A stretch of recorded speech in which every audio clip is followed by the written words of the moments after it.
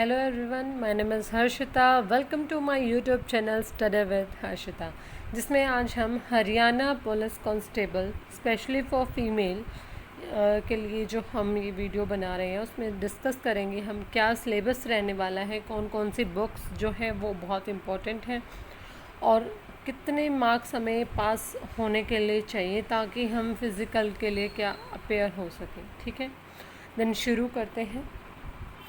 यहाँ पर देखो हरियाणा जीके जिसकी मार्क्स की वेटेज हम बोल सकते हैं, जो क्वेश्चंस की वेटेज यहाँ पे 20 to 22 रहेगी।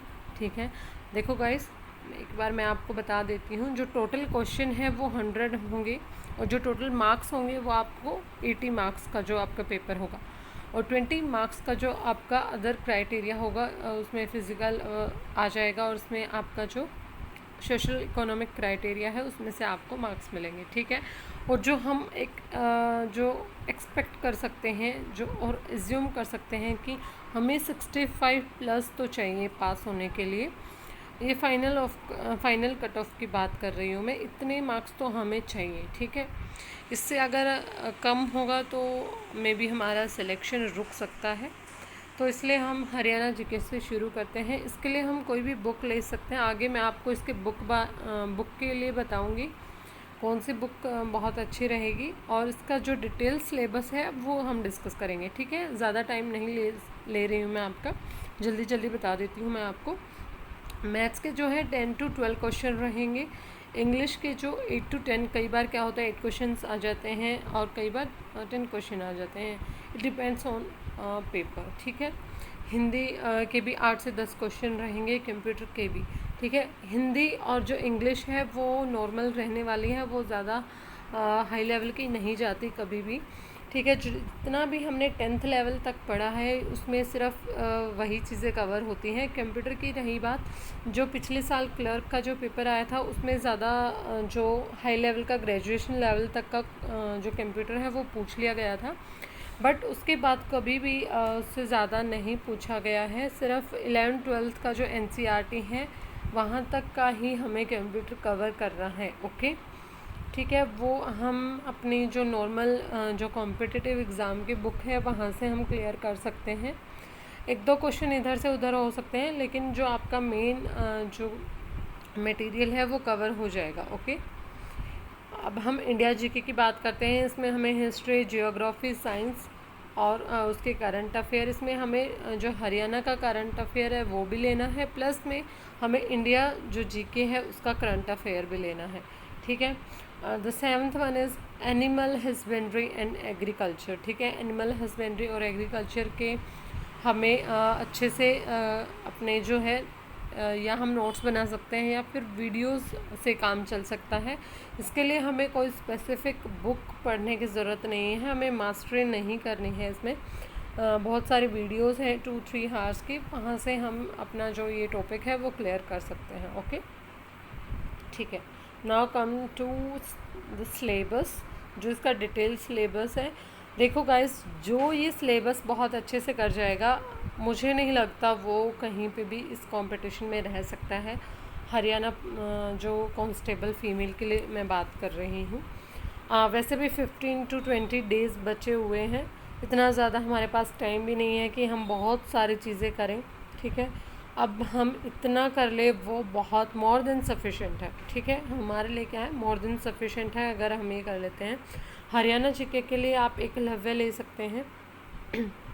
ठीक है, इसमें 1 लाइनर रहती है एकलव्य, जो कि बहुत अच्छी बुक है। मैं किसी बुक का प्रमोशन नहीं कर रही हूँ, ये बुक मैंने खुद पढ़ी है तो मैं इसलिए आपको बता रही हूँ। ठीक है, और हरियाणा दिग्दर्शन, इसमें क्या है, हमें थोड़ा डिस्क्राइब किया हुआ होता है, जैसे पॉइंट दे दिया उसके बारे में डिस्क्राइब किया होता है। दोनों ही बहुत अच्छी हैं। ठीक है, एकलव्य में करंट अफेयर भी हमें मेंशन किया होता है बाद में, तो जिसके जो कॉन्सेप्ट्स हैं वो क्लियर हैं तो उनके लिए एकलव्य बेस्ट बुक है। ठीक है, और जिनको मीन्स डीपली स्टडी की ज़रूरत है तो वो हरियाणा दिग्दर्शन के साथ जा सकते हैं। Now come to the second one, maths. इसमें क्या है, मैथ्स में अर्थमेटिक प्लस एडवांस हम लेंगे। इसमें हमें ज़्यादा मैथ्स को पूरे दिन मैथ्स की बुक लेके बैठने की ज़रूरत नहीं है। 10 to 12 क्वेश्चन हमारे आते हैं मैथ्स के, उसमें हमें वो टॉपिक्स लेने हैं जिनमें से क्वेश्चन आएंगे ही आएंगे, ठीक है। हमें वो क्वेश्चंस देखने हैं, वो टॉपिक्स हमें स्टडी करके जाना है। जैसे हमारा HCF LCM का क्वेश्चन आता है, सिंप्लीफिकेशन का हमारा क्वेश्चन एक ना एक ज़रूर हमें मिलता है देखने को। रेशियो, प्रोपोर्शन एंड पार्टनरशिप का क्वेश्चन हमेशा ही आता है, प्लस में सिंपल एंड कंपाउंड इंटरेस्ट का, ठीक है। Time work, speed and time, ये जो मैंने टॉपिक लिखे हैं ये बहुत स्पेसिफिक लिखे हैं जिसमें से हमेशा क्वेश्चंस आते हैं, तो हम इनको बिल्कुल भी स्किप नहीं कर सकते, ठीक है। और आपको एक्स्ट्रा इन टॉपिक्स के अलावा आपको करने की बिल्कुल भी ज़रूरत नहीं है, आप ये टॉपिक कर लीजिए, आपका काम हो जाएगा, ठीक है। और इसमें जो एडवांस की हम बात करें, इसमें हम ट्रिग्नोमेट्री को कर लेंगे, मैट्रिक्स कर लेंगे थोड़ा थोड़ा, इंटीग्रेशन और सेट्स।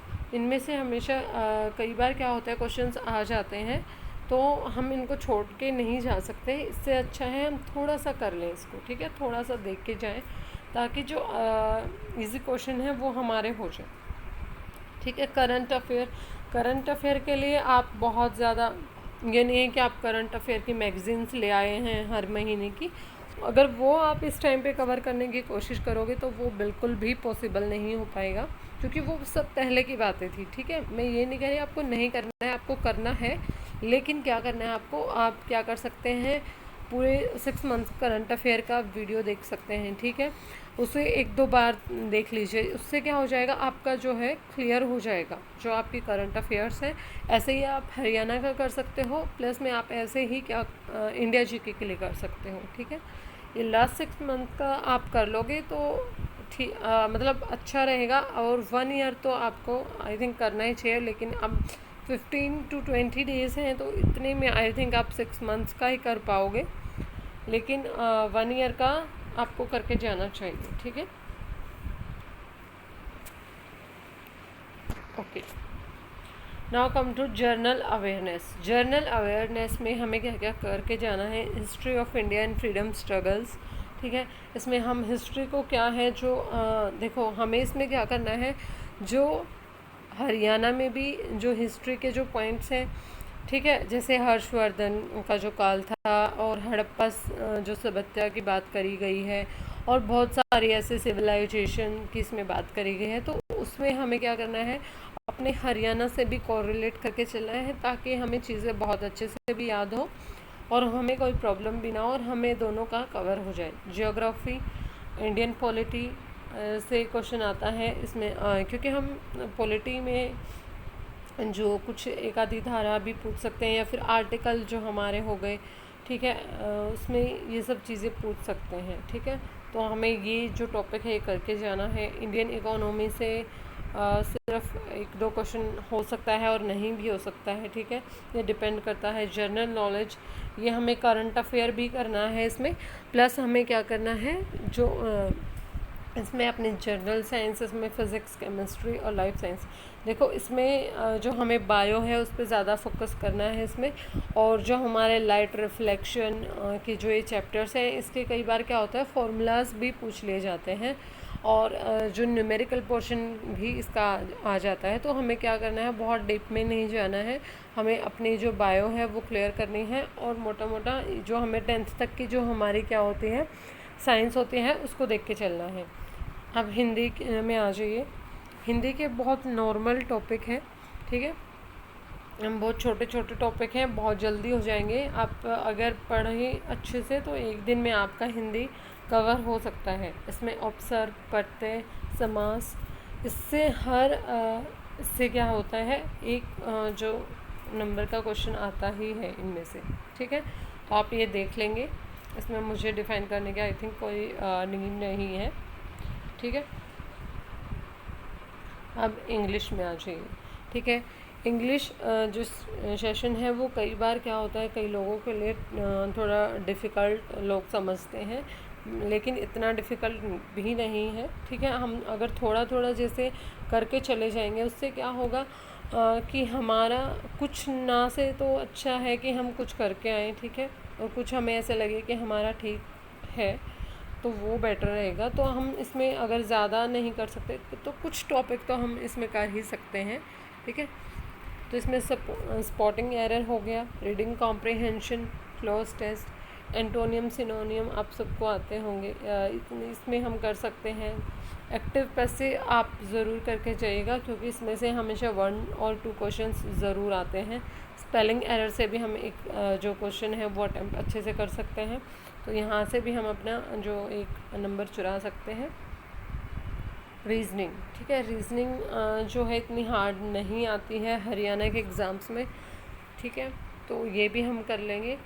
हमें जो मेन फोकस करना है, देखो हमें रीजनिंग में हमारा कोई क्वेश्चन गलत नहीं करना है, प्लस हमें हरियाणा जीके में नहीं करना है अपना कोई भी क्वेश्चन, हिंदी में भी हमें नहीं करना है और मैथ्स में नहीं करना है, ठीक है। तो अगर आपका इंडिया जीके में थोड़ा रह भी जाता है तो आपके लिए कोई दिक्कत वाली बात नहीं होगी, अगर आपकी और सब चीज़ें सही होंगी। अगर आपकी ये चीज़ें इनमें गलती हो जाती है तो आप जो है सिलेक्शन से दूर हो जाते हो, ठीक है। कंप्यूटर, इसमें जो हमारा बेसिक कंप्यूटर है वो आएगा। आपको मीन्स इतना परेशान होने की ज़रूरत नहीं है कि बहुत ज़्यादा हार्ड आपके लिए इसमें आएगा। जो हमारा नॉर्मल कॉम्पिटिटिव एग्ज़ाम्स के लिए यूज़ होता है कंप्यूटर, उसी में आएगा, ठीक है। ग्रेजुएशन लेवल का नहीं पूछा जाएगा। ओके गाइस, मैं आपको यही बताना चाहती थी। और अगर मैं आपको हिंट दे दूं, देखो मेरा प्रमोशन का किसी का नहीं है, मैंने सिर्फ आपके मतलब नीट के लिए बनाई है, ठीक है। जैसे इंग्लिश है, इंग्लिश के लिए हम क्या कर सकते हैं, महामैराथन जो यूट्यूब पर डली हुई है, नॉलेज टीवी देसी ताऊ चैनल से आप जो है इंग्लिश को कवर कर सकते हैं। वहाँ से आपका ये हो जाएगा कि हाँ आपको समझ में आएगा। मैम ने बहुत अच्छे से एक्सप्लेन कर रखा है, वो मैंने भी देखी थी।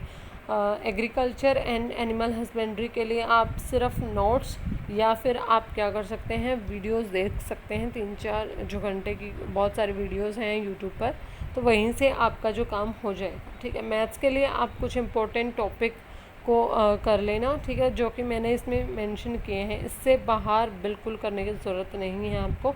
रीजनिंग किसी भी बुक से ये टॉपिक उठा लेना और उसको एक बार रिवाइज़ करके देख लेना, आपका रीजनिंग का सेशन जो है वो कंप्लीट हो जाएगा। इंडिया जीके की हम बात कर रहे हैं, अगर हम लुसेंट कवर कर रहे हैं या फिर एक एनसीईआरटी का जो महासंग्रह आता है, विद्यापीठ टाइम्स का जो आता है, वो बहुत अच्छी बुक है, लुसेंट भी बहुत अच्छी है। तो अगर इनमें से आप कोई भी बुक कर लेते हो तो ये क्या है, मोर देन सफिशेंट है। इससे बाहर आपको मीन्स पढ़ने की ज़रूरत नहीं है, क्योंकि ये काफ़ी मटेरियल हो जाता है इस एग्ज़ाम के लिए। और आप मतलब बजाय कि बहुत सारे मटेरियल को इकट्ठा करते रहें, इससे अच्छा है कि आप एक ही मटेरियल को बार बार रिपीट करते हुए पढ़ें, ठीक है। उससे क्या होगा, आपको जो चीज़ें हैं वो बहुत अच्छे से याद होंगी, ठीक है, और आपके डाउट्स हैं वो क्लियर हो जाएंगे। आपको पेपर में जो मीन्स ऐसे याद नहीं रहने की वो जो प्रॉब्लम होती है वो नहीं होगी आपके साथ। जब आप रिपीट ऑफ टाइम्स एक जो बुक को आप करते हैं तो आपकी जो मतलब उसमें बहुत अच्छा आपके लिए रहता है, ठीक है। आई थिंक अब आपको मतलब पूरा सिलेबस आपको पता चल गया है, आपको बुक्स पता चल गई हैं, आपको मैंने ये बता दिया है कि आपको कहाँ से कवर करना। आई थिंक अब कोई प्रॉब्लम नहीं रहनी चाहिए इसके रिगार्डिंग आपको। थैंक यू, बस मैं आपको इतना ही बताना चाहती थी। Okay, thank you guys.